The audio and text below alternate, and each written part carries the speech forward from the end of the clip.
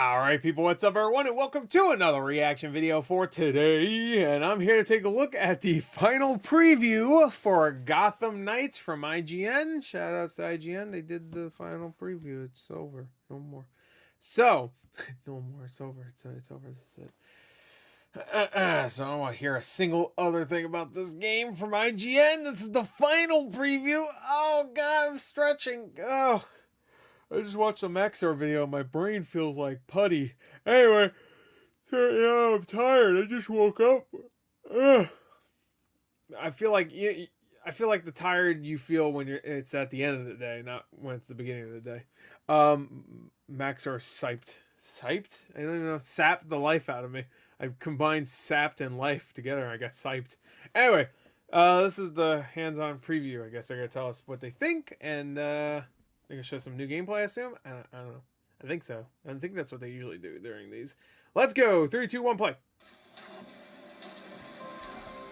I hope this game's good. I really do. Why would I ever want this game to be bad? Over the course of a month-long IGN first coverage, we saw a lot about the world and lore of Gotham Knights, the crafting and gear mechanics, the suits and customization options, but there's been one green Riddler-esque question mark surrounding the whole game up to this point. How does it play? Well, I played about 3 hours of it at a recent hands-on event, and the answer is, it's complicated. What's for certain, at least, is that Gotham Knights is a wildly ambitious effort that feels appropriately massive and dense, to the point where even a heavily guided 3-hour demo felt like just a scratch on the surface. Okay. I hope it's good. Oh God, Lord, I hope it's good. My demo was broken up into 4 chunks. I played the tutorial that involved following a lead on Batman's last case, then jumped into a new save to play the first chapter of Harley Quinn's multi-part villain arc, then continued with several open world challenges related to Harley's story, and to put a cap on the event, I jumped into a late game. So you take missions from Harley? Save that let me and the internet's own Dustin Legary face off against Harley in the finale of her arc. Okay, maybe that was just a cutscene that just had Harley in it. It looked like she was about to give you a mission brief, so she was like, yeah. Like, that's weird. You fight her too. We saw a boss fight with her. So one of the main reasons why my takeaways from this event are complicated. Gotham Knights is a game that is centered around building up your character, setting and understanding your own skills and gear, and developing your own playstyle. Something that I just didn't really get to do, since I was jumping around to different save files and trying out the different characters. Without that feeling of building up my own character and progressing through their skill tree, combat felt like it was missing a key ingredient. On a very basic level, Gotham Knights combat is built on the foundation of the Batman Arkham games. The hell suck up into him? A very basic bunch of magnifying glasses? level, Gotham Knights combat is built on the foundation of the Batman Arkham games. But once you get past the shallow waters, things go in very different directions. Here's where things will be familiar. You press the direction and the attack button, and your character gracefully spins, leaps, or slides towards the closest enemy for a quick strike that initiates a combo. So it plays like 99% of our games so far. You press that attack button and it attacks. They'll also telegraph their own attack with an icon that moves over them, giving you plenty of time to dodge out of the way to avoid damage. Okay, you can't it's counter? all super smooth. There are a ton of slick animations, and you're even rewarded for timing your button presses as opposed to just button mashing. Just like in the Arkham games. And that's it. That's where the comparisons end, because everything else feels very different. Gotham Knights is much more abilities focused, with a meter at the bottom right that governs your ability to use your momentum skills. As you'd imagine, you gain meter by dealing damage and using your dodge to avoid attacks with good timing. Thing I am looking forward to in this game is just all the different abilities. Like Arkham Knight had a bunch of Arkham Knight. Well, I guess that too. But the Arkham games had a lot of gadgets, and I did use them during combat, but most of the time I relied on just my brute strength, I guess. Once you fill a bar, you can use one of your 8 equipable momentum skills for a variety of different uses. Red Hood has a close-range throw that... Wait, does Harley just look different at a certain point in the game? That was Harley, right? I do remember her having like shorter hair in that boss gameplay. Deals a ton of damage to a single target. Robin has a holographic distraction that can throw down to take some heat off of only the biggest fucking morons would actually... barrage to deal a bunch of I gotta fight that in front of her. And Nightwing has a cool... That thing looks like Tupac fucking hologram. Yeah, leap attack that lets him get the jump on an enemy from far away. There were also moments where certain momentum abilities were the key to defeating specific enemy types that were armed with powerful armored attacks. Piercing abilities beat armored attacks, for instance, so anytime I saw an enemy with a red attack warning... That is a big lady, by the way.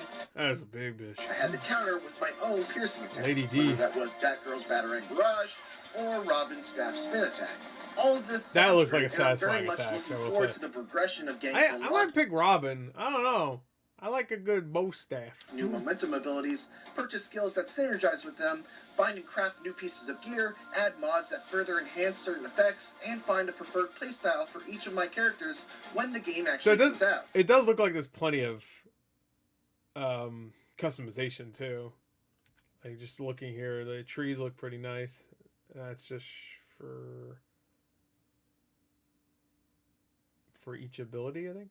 Tinkering, yeah. Skills that synergize with them, find and craft new pieces of gear, add mods that further enhance certain effects, and find a preferred playstyle for each of my characters when the game actually comes out.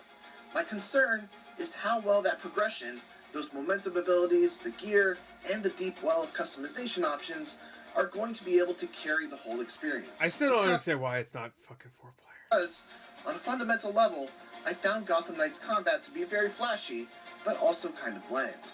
Fights quickly started to feel very routine, with very similar enemies in every encounter, to the point where I felt like I had to mix up my tactics, not because I was being forced to, but just to try to make things a little more interesting. This is starting to sound a lot like the Avengers game. Like, I never really made that connection before. I don't know why. But it's sounding similar. My favorite character ended up being Red Hood because he excelled at a hybrid style of both range and melee, which felt quite different from what everyone else was able to do. Plus, he had some neat tricks, like being able to grab an enemy, place a bomb on them, and then kick them away so you can explode the bomb with a gunshot. Non-lethally explode them. The other characters have their fun surprises too. They all generally control the same, which makes jumping look at the dump truck between them very easy, but they each have their own combat/stealth focuses and playstyles that are defined by what you put points into on their skill tree. I've seen this gameplay before. Batgirl can be built to be a single-target DPS machine, or a nearly uninterruptible tank that can self-revive, or a stealthy hacker that can make herself invisible to security cameras. Batman can build himself to enhance his jumping abilities and deal massive critical hit damage. When a game is focused so much on combat, I don't ever understand why you would ever do stealth. You know what I mean? Like, I get it, maybe to go by or whatever. Like, in Cyberpunk, I get it, especially when if you're doing a, I guess what, a netrunner or whatever you want to call it. Build, like, I get it, because that's cool, you can kill people without even entering buildings, I get that.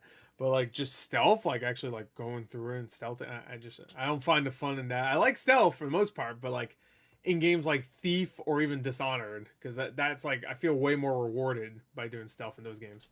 He can become a slippery... They're much more built around stealth. ...acrobat that gets extra dodges and faster momentum meter gain, or he can be built more like a team leader designed for co-op play.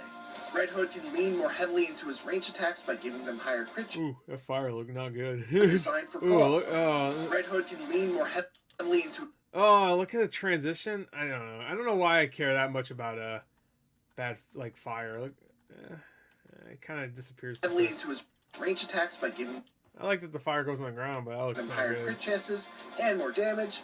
He can become more of a close-range bruiser that aims to get in and grab his opponents, or he can increase the damage he deals towards various different factions of enemies. He didn't care. And finally, Robin can build himself to have a game plan centered around his decoy. He can become a true Batman successor by investing in stealth skills, Unlike those other fuckers. including Arkham game mainstays like Vantage takedowns, or he can focus on gadgetry and elemental damage. Takedowns was fun. Just by glancing at the skill tree, that's the cool thing. Batman Arkham games, those are built for both combat and stealth. Obviously, you have mandatory stealth segments. So, and that was fun. Being able to take them all out using your gadgets. To see that there's a lot to get excited about for each character every time you gain skill points. And that's where I'm torn on Gotham Knights. When I look at the skill trees, the locked momentum abilities, the wide variety of suits that I can unlock, and I think about going through it all with a buddy and taking on more challenging missions, I can't help but get excited at the idea of what Gotham Knights could be. But in my playtime with this demo, things were very far off from that idealized version. Beyond combat, Gotham Knights is very impressive. The city of Gotham is absolutely gorgeous, the many different Is there things to do in this city? I mean, that's cool that you see all the stores and stuff. That's awesome.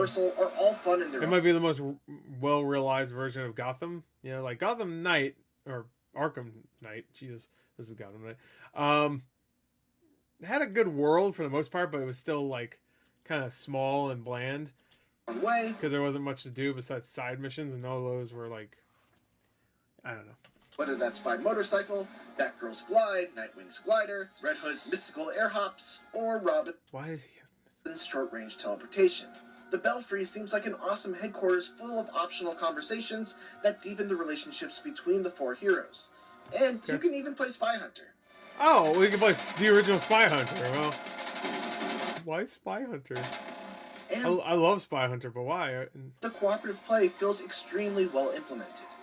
Since the demo was so focused on the Harley Quinn subplot, I didn't get much of a feel for the overall story of Gotham Knights and how the Court of Owls fits into everything, but I'm very into what I've seen of the characters so far. Okay, there are great dynamics between each of them, with the standout for me being between Red Hood and Nightwing. Nightwing's trying his best to step into the role of the leader, while Red Hood finds himself struggling between his thirst for violence and his desire to honor the legacy of Batman. There's a great scene in the Belfry where Nightwing inadvertently touches a nerve by bringing up a story that sets Jason off. And you really get to see the pain and anger that Red Hood is struggling to keep under the surface. I don't know what's worse.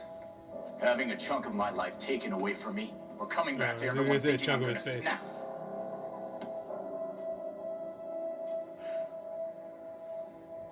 I'm sorry, Jason. We shouldn't have. I shouldn't have treated you like an outsider. It's very Guardians of the Galaxy-esque, and if Gotham Knights can pack the whole game with moments like this, then its characters will almost certainly become a highlight of the whole experience. Also, just so you know, this whole fight in the prison, it's set to a punk rock version of Livin' La Vida Loca.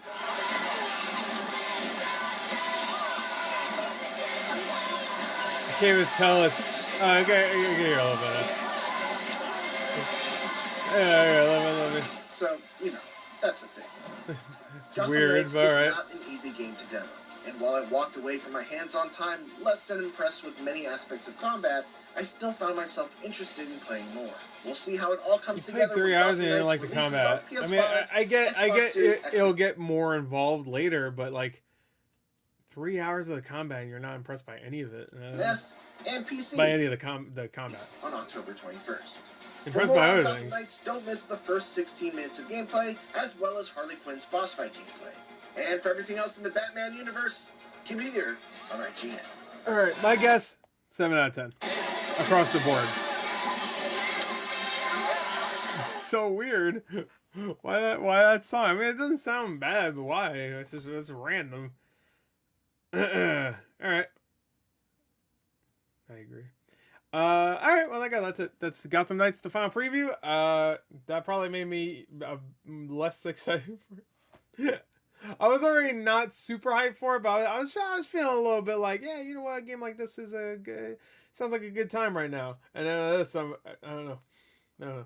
We'll see. Again, comes out in what, a little over 2 weeks? I think 2 weeks this Friday. We'll see. Anyway, that's it. Bye.